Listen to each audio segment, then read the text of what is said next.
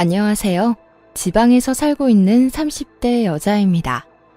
평소 사연 듣는 것을 좋아하여 사연을 들으며 하루 일과를 마무리하곤 하는데요.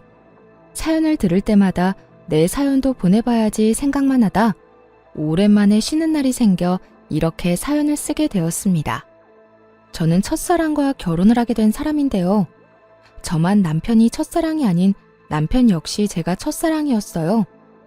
남편과 전 엄마 친구 아들, 딸들로 남편은 저보다 4살이 많았는데 부모님들끼리 가깝게 지내시다 보니 저희 역시 어릴 때부터 꽤 가깝게 지내며 자연스럽게 서로에게 호감을 가지게 되었죠. 어릴 땐 마냥 친한 오빠였는데 점점 커가면서 이성적인 호감이 생겨나더라고요. 남편 역시 그랬다고 하고요. 서로에게 호감을 가지고 있었던 저희는 고등학교를 진학하게 되면서 바빠진 생활 때문에 자연스럽게 왕래가 없어지게 되었고 30대가 되던 때까지 단 한 번도 만나지 못한 채 지내게 되었어요. 세월이 흘러 저희가 다시 재회하게 되었던 것은 남편의 형인 시숙의 결혼식장이었고 그날 이후 저흰 연락을 주고받다 연인 사이가 되어 결혼까지 하게 된 것이었죠. 시댁에서도 워낙 어렸을 때부터 알고 봐왔던 터라 며느리이기보단 딸에 가까웠고 남편과의 결혼 생활도 꽤 만족스러운 편이었습니다. 하지만 이런 저의 생활에 단 한 가지 문제가 있었는데요. 그것은 다름 아닌 형님이었어요. 형님은 저보다 1년 빨리 결혼을 했었는데 알고 보니 남편과는 친구 사이더라고요. 남편과 가까운 친구로 지내던 형님은 시숙과 마음이 통해 결혼까지 하게 된 것이었고 저희가 연애할 때부터 저에게 살갑게 굴지 않던 형님은 제가 가족이 되고 나서도 저를 알게 모르게 시샘하고 미워하는 것이 느껴졌죠. 이거 동서가 다 한 거야? 간이 전혀 안 맞네. 일찍 직장 생활했다더니 일하느라 음식은 전혀 배우지 못했나 봐. 그리고 이렇게 음식을 담는 사람이 어디 있어? 보기도 좋은 떡이 먹기도 좋다는 말 몰라? 실컷 정성스레 음식 만들어 놓고 이렇게 담으면 맛없어 보이잖아. 그냥 이렇게 담지 말고 위에 깨라도 좀 뿌려라. 겉절이에 깨를 뿌려 담아내라고 간섭하는 것은 물론이었고 다들 간이 세지 않아 딱 좋다고 칭찬 일색이었던 제 음식에 대해 핀잔을 늘어놓은 것은 기본이었어요. 거기에다 옷을 조금 편하게 면바지에 맨투맨 티셔츠를 입고 가는 날엔 동서, 아무리 어릴 때부터 알던 사이라고 해도 이건 아니지. 옷차림이 그게 뭐야? 이렇게 핀잔을 주고 결혼식이 있어 조금 차려입고 가는 날엔 동서, 어디 선이라도 보고 왔어? 아무리 시댁에 오는 날이라도 그 차림이 너무 과한 거 아니야? 오늘이 무슨 날도 아니고 그냥 밥 먹는 자리에 그런 차림으로 오면 난 오늘 일하지 않고 대접만 받다가 가겠다는 뜻 같잖아. 이렇게 핀잔을 늘어놓더라고요. 그날 역시 다른 날과 다름이 없는 날이었어요. 시댁에서 다 함께 모여 식사를 한다고 하였고 저는 그날 친정에 볼 일이 있어 잠시 들렀다가 시댁으로 가게 되었죠. 평소 시모가 좋아하시던 친정엄마가 만든 수박 껍질 요리를 가지고 갔는데 그걸 본 형님이 아니나 다를까 어김없이 시비를 걸어오기 시작하더군요. 이게 뭐야? 이거 혹시 수박 껍질이야, 동서? 네, 이거 수박 껍질로 만든 무침인데 한번 드셔보실래요? 생각보다 맛있어요. 난 됐어. 다들 음식물 쓰레기라고 버리는 걸로 무슨 무침을 만들어? 동서도 참 동서다. 시댁에 오면서 이런 걸 가지고 오면 어떡해? 아무리 어릴 때부터 봐서 편한 사이라고 해도 그렇지. 이건 음식이 아닌 쓰레기 아니야? 친정엄마가 정성껏 만들어준 음식을 보고 쓰레기라고 하는데 정말 화가 치솟아 오르더라고요. 아무리 본인은 이런 걸 먹어본 적이 없다고 한들 그런 말을 굳이 입 밖으로 뱉어낼 필요는 없는 거 아닌가요? 그 정도는 상대방에 대한 예의이고 상식이라고 생각하는 전 도무지 형님의 언행이 이해가 되지 않았고 그와 더불어 화도 많이 난 상태였죠. 형님, 아무리 그래도 해온 사람 정성이 있는데 그걸 쓰레기라고 하는 건 너무한 거 아닌가요? 동서, 왜 이렇게 흥분을 하고 난리야? 아니 그렇잖아. 다른 사람들은 수박 먹고 껍질 버린다고 골머리가 아프다는데 동서는 그런 음식물 쓰레기로 음식이라고 만들어 왔으니 내 입장에선 양념한 음식물 쓰레기라고 생각할 수밖에 더 있겠어? 그래도 음식물 쓰레기는 아니죠. 제가 설마 음식물 쓰레기를 시댁에 가지고 왔겠어요? 아니면 그만이지. 뭘 이렇게 화까지 내고 그래? 음식물 쓰레기 같아 보여 음식물 쓰레기라고 했을 뿐인데 바른말 2번 했다간 동서 나한테 욕도 하겠어. 제가 반응을 보이자 그것이 또 재미있었는지 더욱 신나서 비아냥대기 시작했고 전 그런 형님의 모습을 보며 순간 정말 눈이 핑 돌아갈 만큼 화가 나더라고요. 그래서 제가 무어라 형님에게 한 소리 하려는 찰나 저희 대화 소리를 다 들어버린 시모가 주방으로 걸어 들어왔어요. 척 보기에도 화가 단단히 난 표정을 한 시모는 형님의 곁에 서더니 상황에 대해 물어보기 시작하더군요. 무슨 일이길래 주방에서 음식물 쓰레기라는 말이 나오는 거야?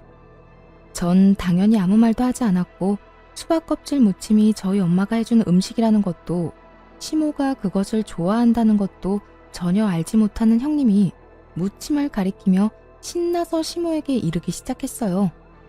아니 어머님, 이걸 동서가 반찬이라고 가지고 왔더라고요. 수박 껍질 무침이라나 뭐라나? 그래서 음식물 쓰레기라는 말이 나왔다는 게야? 그렇잖아요. 요즘 세상에 먹을 게 얼마나 많은데 이런 걸 가지고 오는지. 괜히 어머님 보시면 기분 나쁘실 수도 있겠다 싶어서 제가 나서서 한 소리 하고 있었어요. 시모의 표정은 더욱 굳어져만 갔고 그런 시모의 표정이 심상치 않음을 느꼈는지 시모의 눈치를 살피며 의아한 표정을 짓더라고요. 어머님, 왜 그러세요? 혹시 기분 나쁜 일 있으세요? 기분? 당연히 기분 나쁘지. 요즘같이 먹을 거 많은 세상에 이런 걸 가장 좋아하는 사람이 바로 나다. 이거 둘째 친정엄마가 나 먹으라고 직접 해서 보낸 것 같은데 너 어떻게 말을 그렇게 할 수가 있니? 네가 못 먹어보고 안 먹는 음식이면 전부 음식물 쓰레기라고 하는 거니? 어쩌면 애가 이렇게도 생각 없이 말을 하는 게야? 형님의 얼굴은 순식간에 새빨개져 아무 말도 하지 못하고 있었고 시모는 그런 형님의 모습이 더욱 화가 난다는 듯 호통을 치기 시작하더군요. 그제야 정말 큰일이 났다 싶었는지 시모에게 빌기 시작했어요. 다른 사람이 정성으로 한 음식에 그렇게 함부로 말하는 거 아니다. 당사자가 이 말을 들었으면 얼마나 힘 빠지고 기분 나쁘겠어. 어머님, 저는 동서 친정어머니께서 해주신 음식이라고는 생각도 못했어요. 어머님이 좋아하시는 음식이라고는 더욱 생각 못했고요. 정말 죄송해요. 제가 생각이 짧았어요. 그러면 넌 그저 둘째가 한 음식이라고 생각하고 그런 말을 했다는 건데 그건 그거대로 문제가 있지 않니? 어떻게 당사자를 앞에 두고 음식물 쓰레기라는 말을 할 수가 있어? 내 앞에선 갖은 착한 척은 다 하더니 모두 연기였던 게야? 아니에요.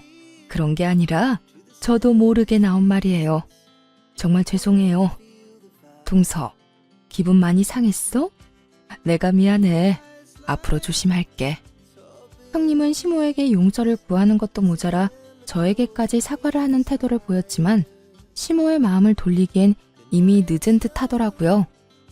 형님의 사과에도 불구하고 형님은 시모에게 미운 털만 잔뜩 박힌 채 저녁 식사도 하지 못하고 집에서 쫓겨나 버렸으니까요. 아무래도 기분이 상해서 안 되겠구나. 넌 오늘 여기서 밥 먹지 말고 집에 가서 밥 먹거라. 너 보면 음식물 쓰레기라는 말이 귓가에 맴돌아서 밥을 먹을 수가 없어. 어머님, 정말 죄송해요. 제가 오늘은 그냥 가고 나중에 따로 한번 올게요. 정말 죄송해요. 평소엔 화 한 번 제대로 내지 않는 시모였는데 지금껏 제가 단 한 번도 보지 못한 모습을 보이며 화를 냈고 깨달은 것이 많았던 형님은 방법을 바꿔 저를 싫어하는 티를 내기 시작하더군요. 저에게 말을 걸지도 않을 뿐더러 시선조차 주지 않으며 그야말로 저를 투명인간 취급을 하기 시작했죠. 형님, 언제 오셨어요? 제가 이렇게 말을 걸어도 제 말은 안 들리는 사람처럼 시모에게 쪼르르 달려가 갖은 알랑방귀를 끼어대더군요. 어머님, 저 뭐 하면 될까요? 저한테 다 맡기시고 어머님은 들어가서 좀 쉬셔요. 며느리가 둘이나 있는데 아직 이렇게 주방에 계시면 어떻게 해요? 얼른 들어가서 좀 쉬세요. 이렇게 말입니다. 따져보자면 제가 잘못한 것이 있는 것도 아닌데 저에게 화풀이하는 것도 꼴같지도 않았지만 괜히 아는 척을 해오며 시비를 거는 것보다 훨씬 편안하긴 하더라고요. 워낙 별것도 아닌 것에 시비를 걸어오던 탓에 차라리 무시당하는 편이 더 편안하다고 생각하게 되는 상황이 황당하긴 하지만 어찌되었든 한결 편안해졌으니 되었다고 생각하던 참이었어요. 형님이 모른 척을 하니 저 역시 형님에게 굳이 말을 걸지 않는 날이 길어지고 있었는데 하는 수 없이 연락을 해야만 하는 일이 생겨나고야 말았었어요. 그 이유는 다름 아닌 남편 때문이었는데 대학교 동창이 부친상을 당해 장례식장을 간다며 나간 남편이 연락도 없이 외박을 한 것이었죠. 날이 밝아올 때까지 남편은 여전히 연락이 없었고 저는 하는 수 없이 대학교 동창인 형님에게 연락을 하게 된 것이었어요. 동서가 무슨 일이야? 나한테 연락 한 통 한 적이 없는 사람이. 그게요 형님, 다름이 아니라 저희 남편이 대학교 동창 부친상에 간다며 나갔는데 연락도 없이 외박을 해서요. 아직도 연락이 안 돼서 걱정이 돼서 연락드렸어요. 그래서 말인데 혹시 형님 친구분들께 어떻게 된 일인지 좀 여쭤봐 주시면 안 될까요? 아무래도 무슨 일이 있는 것 같은데 아예 연락이 안 되니까 불안해서 가만히 있을 수가 없어요. 뭐? 외박? 어제 승인이 아버지 장례식장에 애들이 많이 모이긴 했었거든. 나도 잠시 다녀오기도 했고 말이야. 네, 그래서 형님께 전화드렸어요. 제가 그이 친구들 전화번호는 아는 게 없어서요. 그래, 잘했어. 어제 보니까 서방님이 많이 힘들어하긴 하더라고. 제일 친한 친구라서 울기도 많이 울고 말이야.